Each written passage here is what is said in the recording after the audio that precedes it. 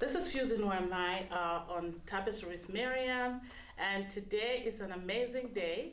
We are here with Sterling Scott. He's a comedian, a very, very famous one here in Edmonton. I am so glad that he's in our studio today.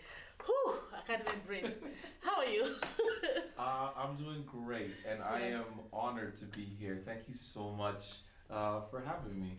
I am a stand-up comedian out of Edmonton, Alberta for the last 17 years, and in that time I have accomplished quite a multitude of titles. I've made history as being the first ever Black Canadian in the history of the San Francisco comedy competition, the most prestigious comedy competition in America. Wow. Had Robin Williams, Roseanne Barr, Louis C.K. I'm the first Black Canadian in history to win it. I'm the first Canadian to do multiple finalist performances. I'm also the first Canadian in comedy to be on Canada's Got Talent and get the Golden Buzzer and make the finals. The best is yet to come because there's still more. And every single day and every single year, it's always about setting a new standard and a new high. If you watch any kind of comedy in Canada, you've probably heard or seen my voice. Oh, we are with a legend here in the studio. Thank you for, oh my goodness, that is, congratulations for all those that you have done.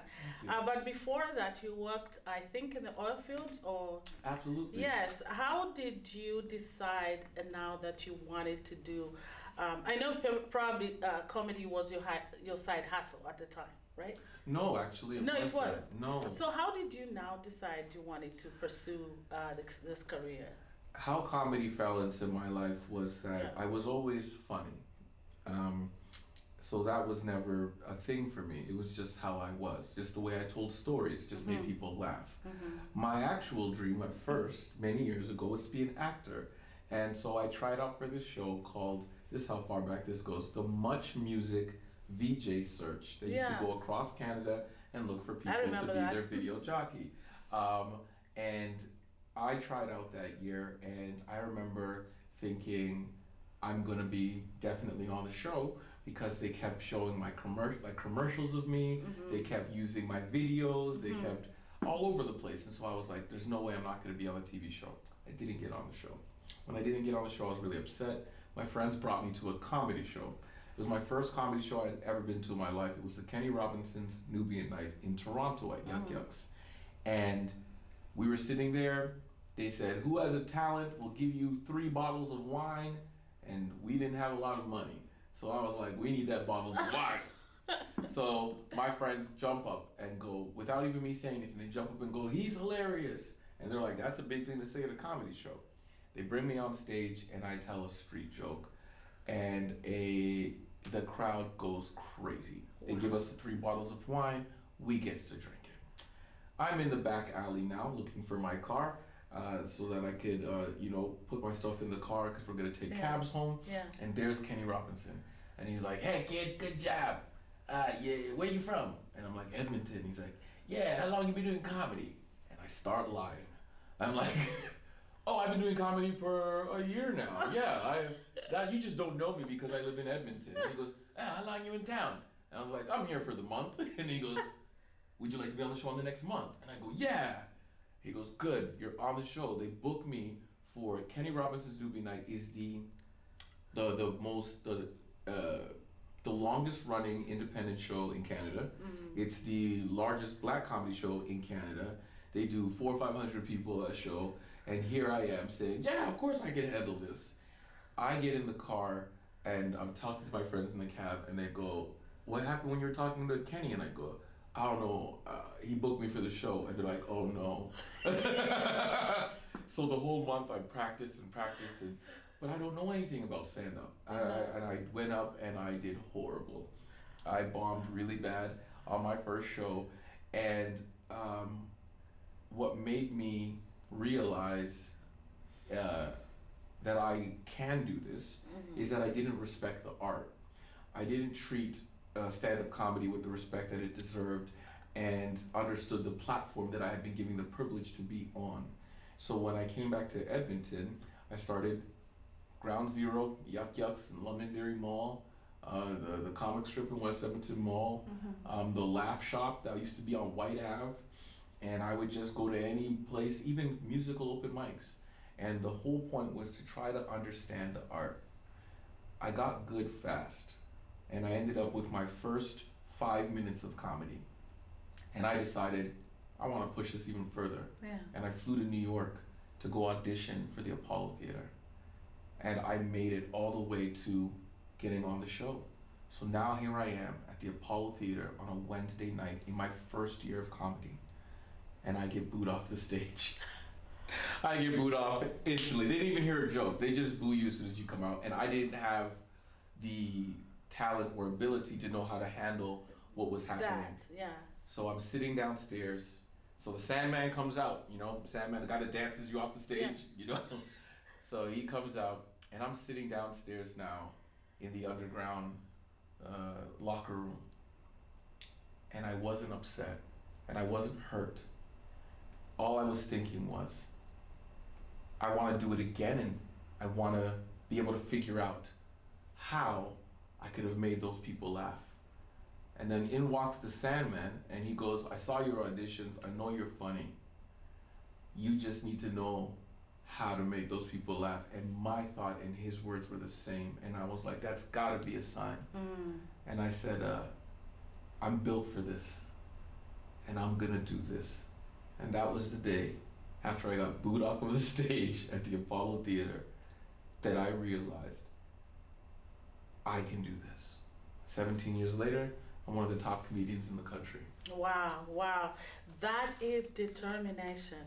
That is determination. Yeah. And I think you've said it all. It's like, when I'm listening to you, I'm just thinking tenacity and, you know, all that you had, the drive, you know, to handle failure. Yeah, when resilience meets passion, yes, you tend to find what makes the greatest stars.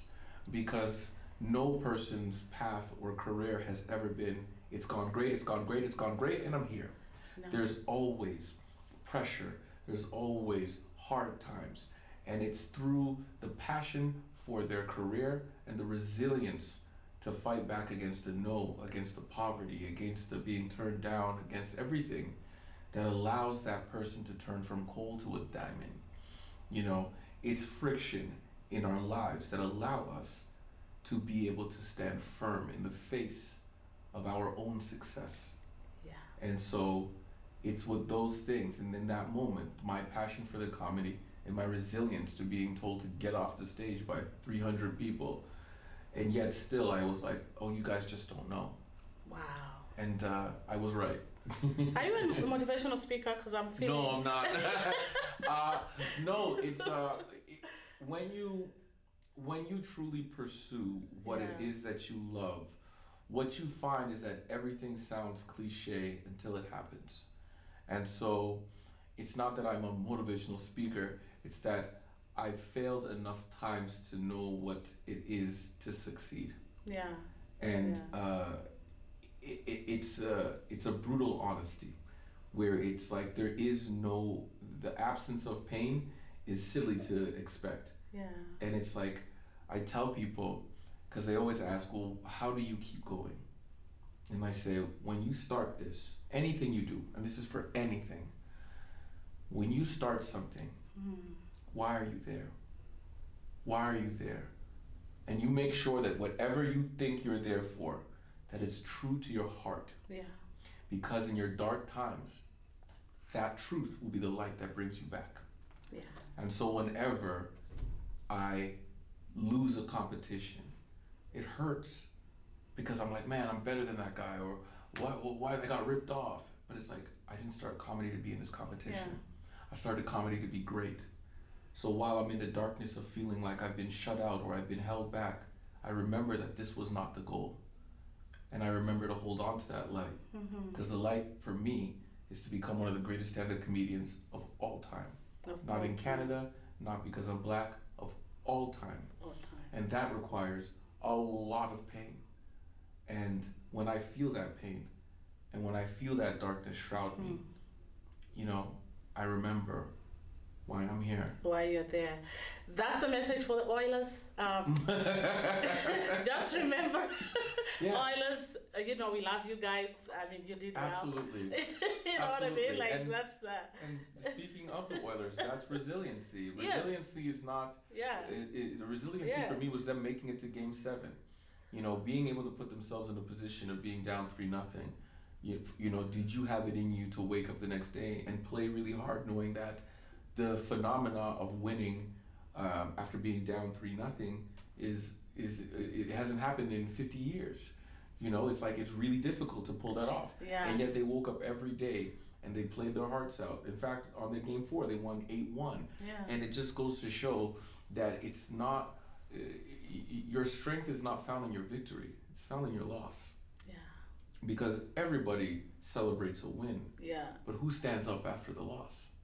And that's where you see true strength. And that's where you see true resilience and true passion. Because when I do stuff and it goes well, I don't celebrate too much because I already knew that should go well. I remember a quote, and I believe it was from Michelangelo, and they said, "You are such a phenomenal painter. How do you not step back and revel in your own excellence?" And he said, "If you've seen how long it would take me to make one stroke of a brush, you would not be impressed by what the tapestry looks like." Wow. So it's like the success is in the work. Yes. The joy is in the work. That's where it is. The win is just a result of the work. So if you're not willing to put in the work, if you're not willing to feel the pain, then you will never bask in the sunshine of that success. And even when you have that success, you will realize how unimportant that success is, because it means nothing if there's no joy. And so if you're not living your life's purpose to its fullest extent in its true form, then no success is success. Yeah. Success isn't based on a win or a loss. It's based on a perception of how the person feels. And that can only come by holding on to your light. Wow. How did you feel being judged at your own craft? Here's the thing. I didn't have any feelings towards it, because the thing is, competitions are for the audience. But the truth of the matter is, stand-up comedy is a subjective art form, which means it can't be judged. Because what you think is funny may not be as funny as what another person thinks is funny. So unless you have, a person who's like, I like this style of comedy, and then that style of comedy comes in, and then another comedian who does that exact same style of comedy, and then you guys pick the same exact joke and do it the same exact way, but it's like, he's got to write it differently. You can't compare. You just can't. And we're going up against singing. The most influential thing on this planet is music. Yeah. You're going up against dancers. You're going up against things that are all they're not subject art forms. If you hit the right note. If you did the right dance move. If you were clean in the lines. You can't know anything with stand-up. So being put in a position to be judged on an art form that is not even in Canada considered an art form, which is ridiculous to us, but it's not even considered an art form, and understanding that it's not something to be judged. I went in there not feeling anything towards them. I felt everything towards me. I'm not being judged by these 4 judges. I'm being judged by the world. So when I went in with nothing but confidence, because the jokes that I'm bringing to this stage are the jokes that were with me when I was at my lowest. They were the jokes that helped me get paid. They were the jokes that I was on the road. These are like, my jokes for me are like my friends going to war. And it's like, we need to do really well tonight or we don't get paid. And if we don't get paid, we don't pay these bills. So when I went to that stage, I went with my strongest joke that I've ever written, it's called Orange is the New Black. And it got the $25,000 Golden Buzzer. And what I felt in that moment was gratitude.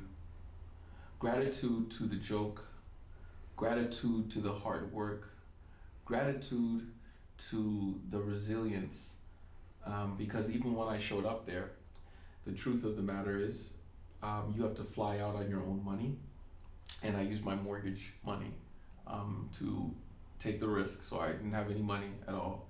I had to pay for a flight to Toronto, then get a rental car, then get a hotel, and then of course your food. And so I was broke. I had nothing. And so when I won the 25,000, I was like, thank you. It was just straight gratitude, straight gratitude. Yeah, that's really good. How do you prepare for the material? How do you get inspired to write material that you use? Whenever I'm going to write material, it usually happens because I lived. See, what a good comedian, or there's many different ways, I'm not gonna say a good comedian, but what I often do is I go out and I experience life. And then I come back and I tell you guys all about it. Because comedy is based through relatability. How can I relate to you guys if all I ever do is sit in a room and write? You've got to get out. And sit in traffic. What does it make you feel like when you're in traffic? Who did you see? Go to the mall. Who are the characters at the mall? What stores are at the mall? Go to the amusement park. Live your life. Live your life. And then tell everybody about it. And you will find that the joys that you've had from living are experiences that people either relate to because they've been through it, or it's just hilarious because it's true. And so I find my inspiration for comedy through life itself. Yeah. Because my comedy comes from being a human being. That's where the basis of my comedy begins at. I've worn so many masks as a Black Canadian because I'm of Caribbean background. Yeah. So that's, you have your Caribbean household. Then when you leave the house, you're no longer Trinidadian, now you're Canadian. Then when you go to, then you're with your friends, you're the Black guy. Yeah. And it's like, okay, now you're in another school, and it's like, oh, that's only white people, so now you're just a guy. You've always got to have the ability to adapt to our surroundings, I find, as Black Canadians. And it's the reason why so many of us have the ability to go from speaking like this to how's all you doing and everything good and and thing, or then even switch into everybody from Toronto. A long time I bet you I know we have the ability to switch how we speak to adapt to the situation that we're in, because for us I've never really felt at home. And so having these abilities allowed me to understand that there's an underlying truth to all humanity, in which is that we are all the same. Yeah, the same. We are more separated by culture than we are by color. And so it was through that culture that I cultivated my material, which allowed me that I can go from, I've performed from Victoria, BC to St. John's, Newfoundland, performed in Iraq, I've performed in the Caribbean, I've performed all across America, same material. And why is that? Because on the baseline, we're all human beings. And that's where my comedy comes from. Yeah, so talking about culture, how do you separate some, sensitive topics that, sometimes you have sensitive topics. Yeah. That, how do you make sure that you don't... Sensitive topics are kind of... there's a time and place for everything. If you're in an environment, for example, the Africa Gala, that was a time for celebration and joy, just a relatively jovial time. Yeah.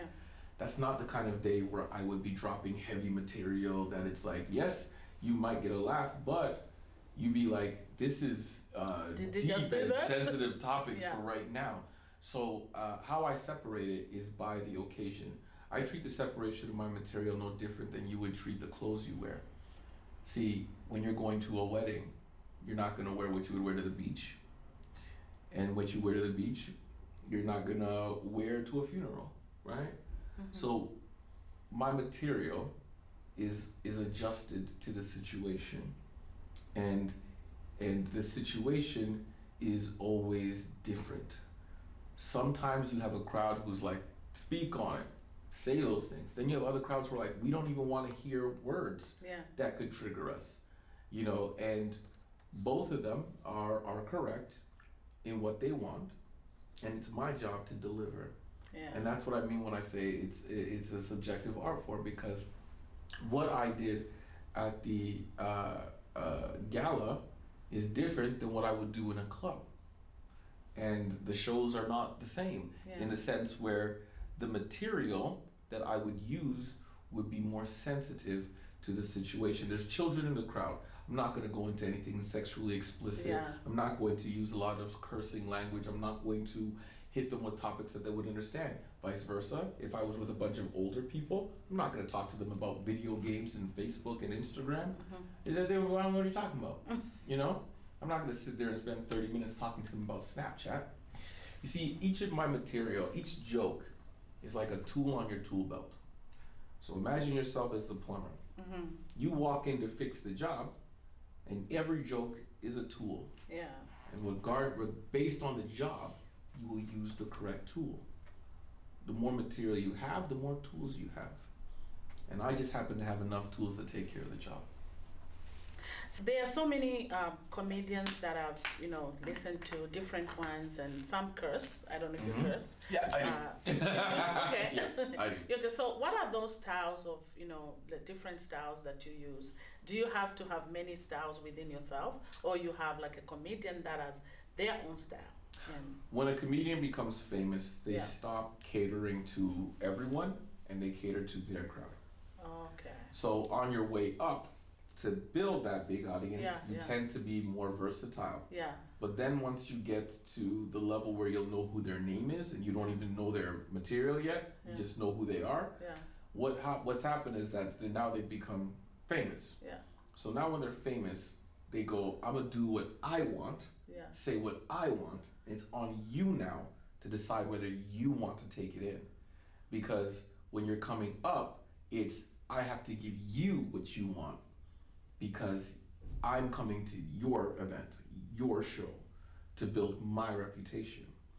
And so until you are able to fill your own seats by yourself with your material and your comedy, you truly are working for the people.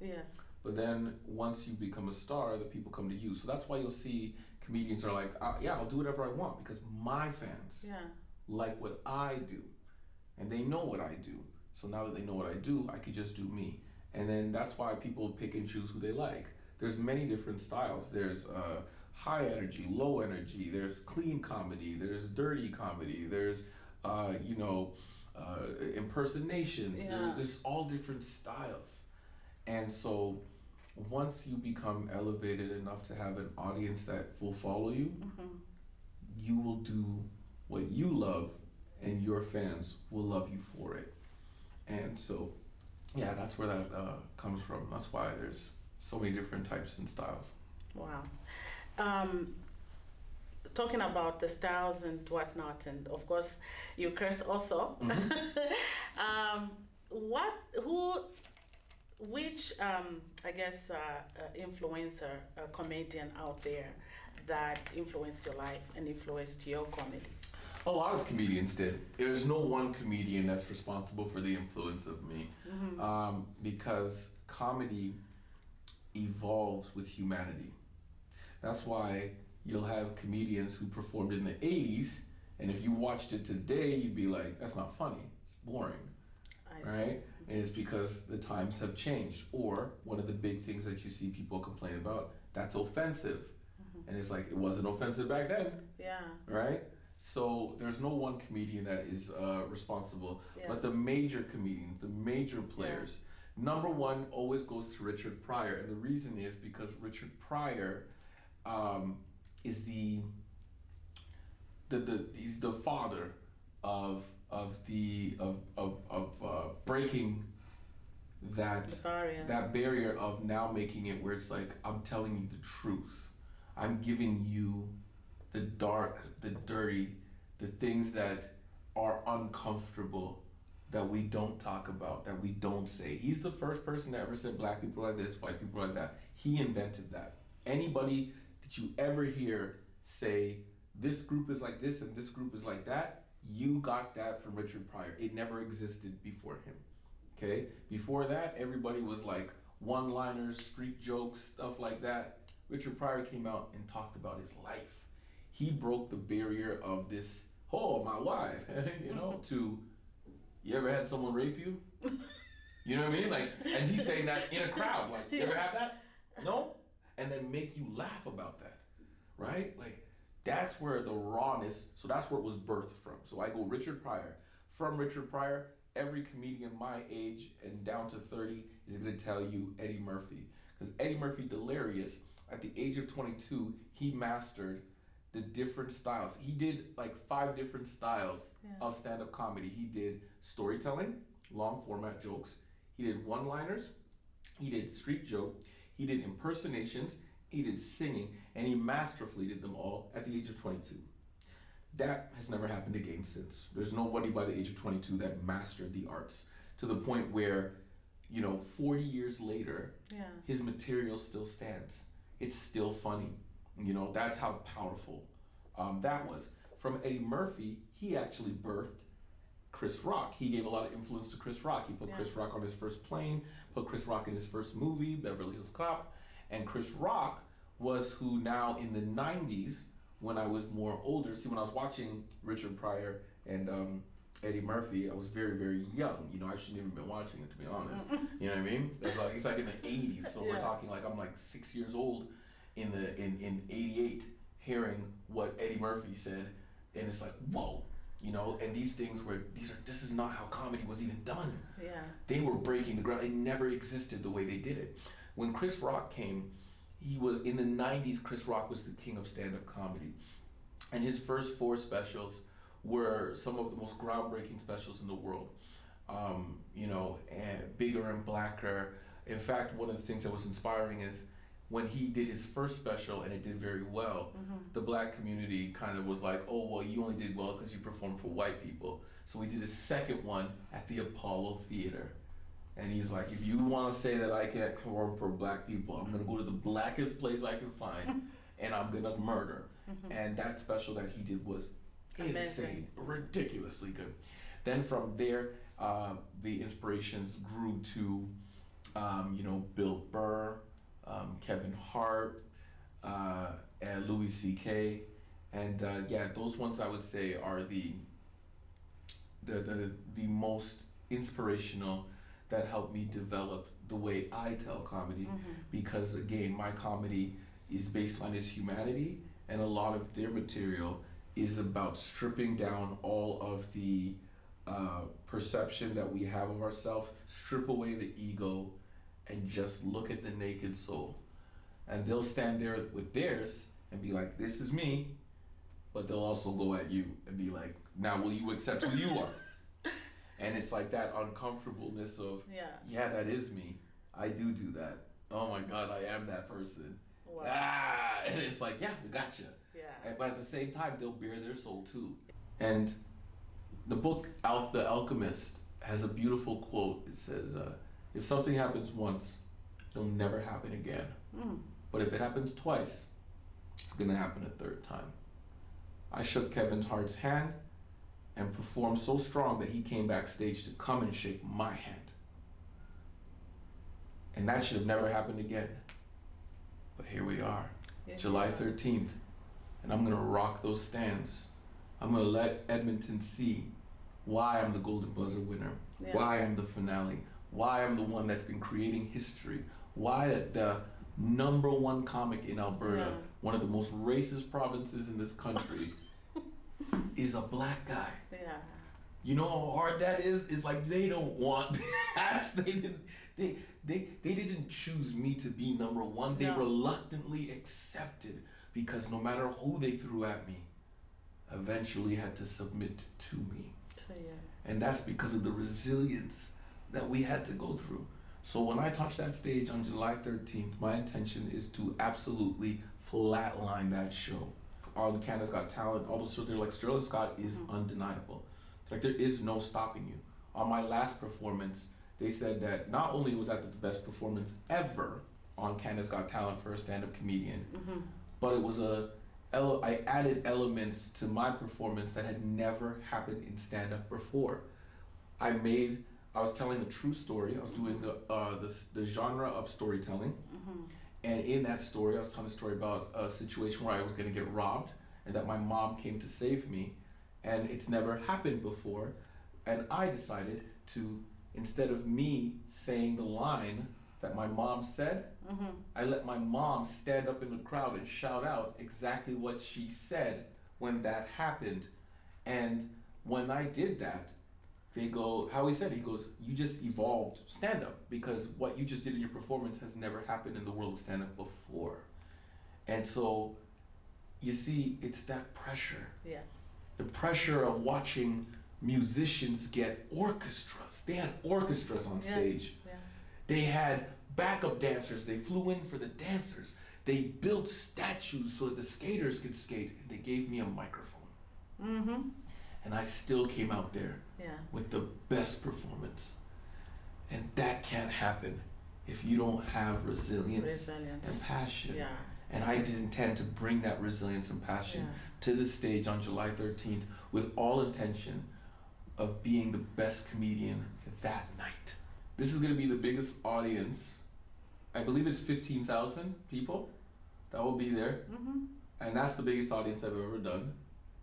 And I intend to let them make the noise. I want the people to make the decision. I want the people to see the biggest comedian in the world, Kevin Hart, and their own local champ, Sterling Scott. Yeah. And I want you to see how good I am compared to him. Yeah. And I want them to realize, oh, he is that guy. He is that guy. And I want Kevin to know, I am that guy. And in the same way Lil Wayne helped Drake become the superstar he was, mm-hmm. he is. If Kevin Hart just does the same thing, just Sterling Scott's the guy. That's all you gotta say. Yeah. The whole country will rally behind him. That's all he would have to say, yes. and every theater in the country would sell out to see the guy Kevin Hart championed. That's all I would need. Yes. And if it doesn't happen, it doesn't matter because I didn't start comedy to have Kevin Hart vouch for me. I started comedy to become one of the greatest. Yeah. So you see, and it's your passion. Yeah. Exactly. So that's what I mean. Where it's like always hold on to your purpose. Yes. Because it may happen that I go up, have a good set, and he doesn't even come out of his trailer. Yeah. Then he comes out of his trailer, does his set, goes back on the trailer, goes home. Yeah. Never even talks to me, never sees me. That's that's actually more probable than him talking to me. Yeah. And that's okay for me. That's okay. Yeah. Money is a result of what I do. It's not what I do, right? Yeah. And laughter is what I pursue, not the fame and not his acknowledgement. Yeah. So the only thing I'm focusing on is making my city proud and letting them stand up and see I am you. Thank you, and I think that we just want to wish you the best for that event as well. You talked about Canadian comedy mm-hmm. as a form of art mm-hmm. that is not so much not accepted. I think you talked about it. It's not an art form at all in Canada. We don't get grants for it and stuff like that. Yeah. Really? Yeah, the I grants had no idea. Nothing. Why nothing, is that? Because it's not classified as an art form in Canada to this day, right now. Why? It's not classified as an art form. I have no idea. We actually started, there's an organization out of Toronto called the Canadian Comedy Association, and they were formed to appeal to the government because we're like, how dare you say that stand-up comedy is not an art, yet it's what fills stadiums. Yeah. It's the most, if you go to any bar in Edmonton, Toronto, Vancouver, I bet you if you ask them, they probably got a comedy night. Mm-hmm. And it's like, how is this not considered an art form, yet it's been digested in the art community more than anything else? You don't see singing live as much as you'll see comedy. Yeah. You won't see dancing. When was the last time you got dressed and went to a show to watch two people dance? Ah, okay. When was the last time? Exactly. Well, exactly. But you've gone to a comedy show. Yeah. Right? You see what I'm saying? So it's like the disrespect towards the fact that they don't see comedy as an art form has led to lack of funding. There's no TV shows, there's no platforms, there's no anything to help us grow as comedians in Canada, which is why often Canadians will leave. The only Right, the only comedian in the history of Canada to ever do a stadium tour is Russell Peters, and even he admits Canada had nothing to do with it. It's because some guy, some Asian kid, had a really hot YouTube channel, liked his clip because he talked about Asian people in a respectful manner, where it's like he was speaking more like about their culture, not insulting it, and so they posted it, and boom, went viral. Then when that went viral, then there's some Indian people, they would connect it to the emails and send it out to all their people and all the Indian people. So Canada did nothing for him. He blew up through very weird circumstances. Wow. And now, good for him. Now he's touring and doing his thing. But for the rest of us, the illusion to believe that, any of these festivals, clubs, or anything in Canada will do anything for us is insane. And, it's so embarrassing the way we as a country wait for America to acknowledge our people to then accept them. When they talk about, Martin Short and John Candy and all the people, all of those people that they're like, Dan Aykroyd and all these, they're Canadian. That is they my lived problem. in LA. Yeah. They did not live in Canada. They all left Canada because Canada wouldn't do nothing for them. Yeah. And so even with Drake, when he was making those songs, it's like, you guys didn't love me. It wasn't until Lil Wayne picked me up and did 30 songs with me. I used to go to the he's talking about the Warehouse. It was an old club in Toronto that's now condos. And he was like, I used to go there hoping you guys would show up. Now I can sell it out for the whole month if I wanted to.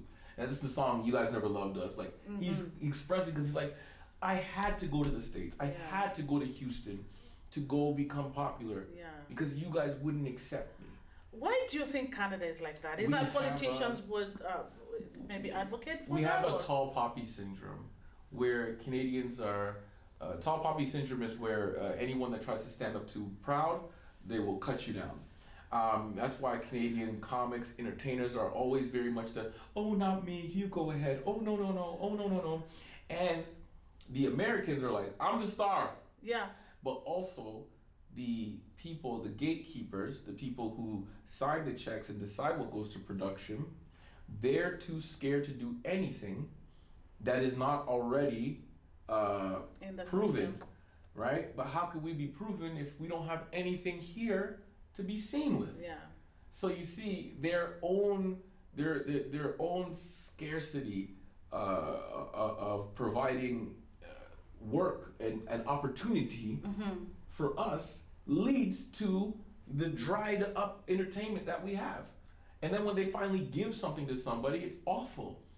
And it's anytime you watch Canadian television, you immediately within 10 seconds go, this is Canadian, isn't it? Yeah. It is awful. Yeah. And it's annoying to me because I remember talking with CBC and I was like, pitching a show, and I was like, can we do like a CBC late night or something? Like, there's too many restrictions on the content for the comedians to let them be themselves. That's why the comedy shows are a little flat, right? All the comedians and all the ones you talk about have zero restrictions. Yet you watch that nonstop. But then you tell us we can't say nothing. Why are you putting us We watch Dave Chappelle. Right.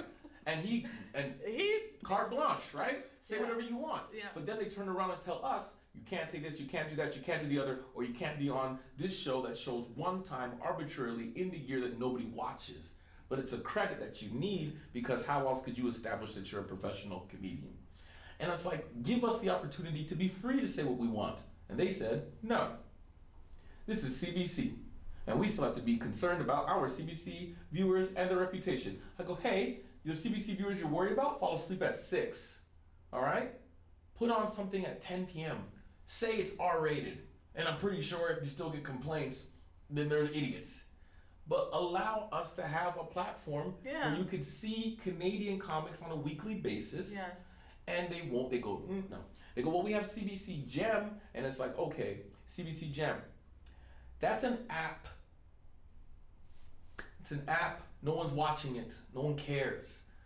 and you still restrict all of their content. So they have to do their best within the confines of what you allow us to say, which means if you have an agenda,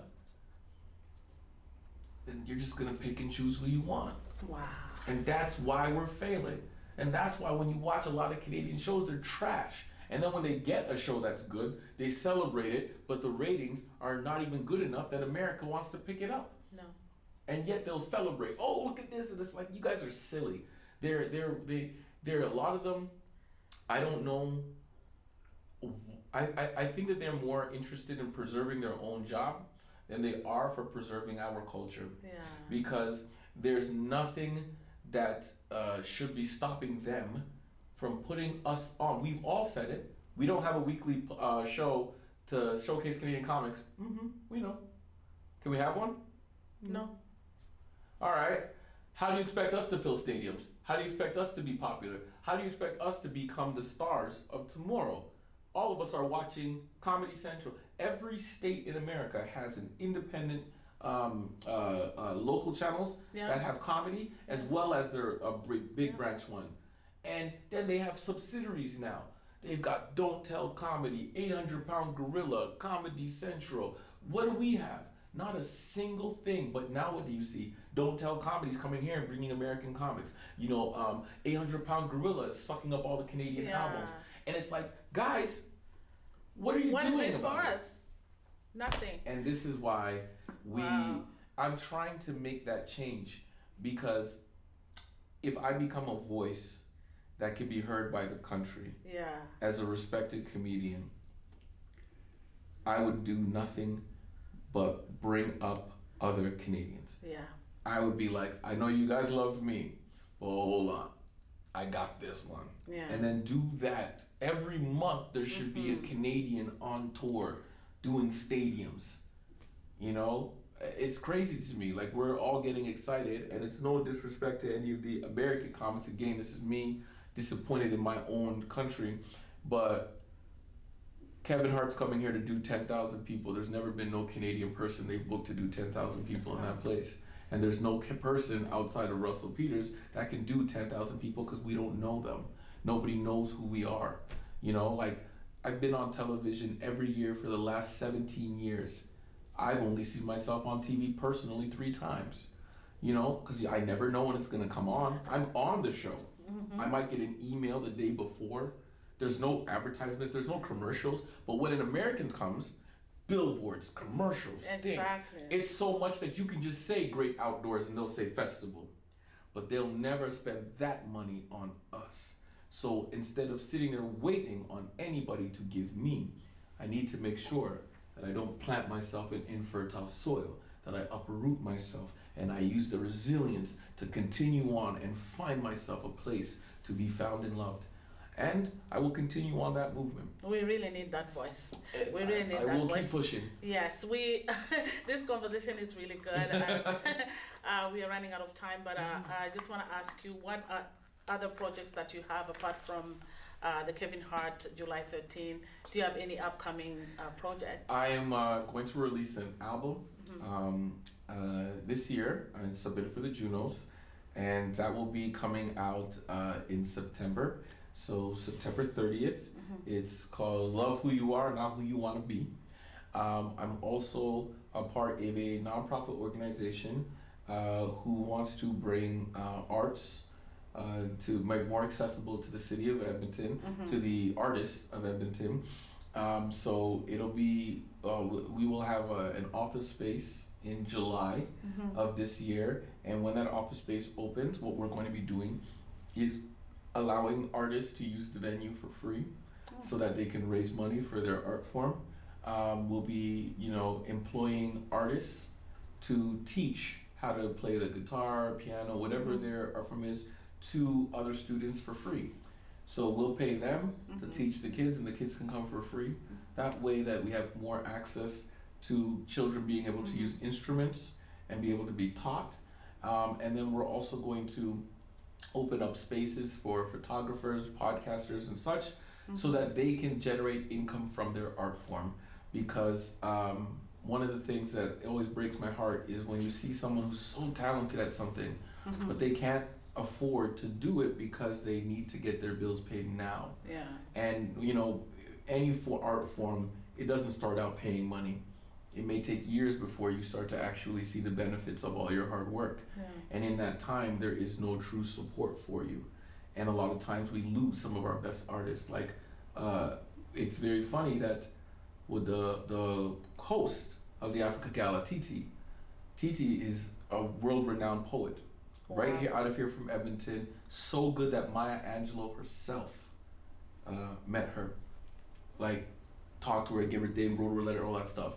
And Titi used to run Tuesday out of Rouge Lounge on Jasper 117, and I ran Wednesday. Wow. And the two of us became the pinnacles of our career in Canada. How many more could we have had if we had more opportunities for them?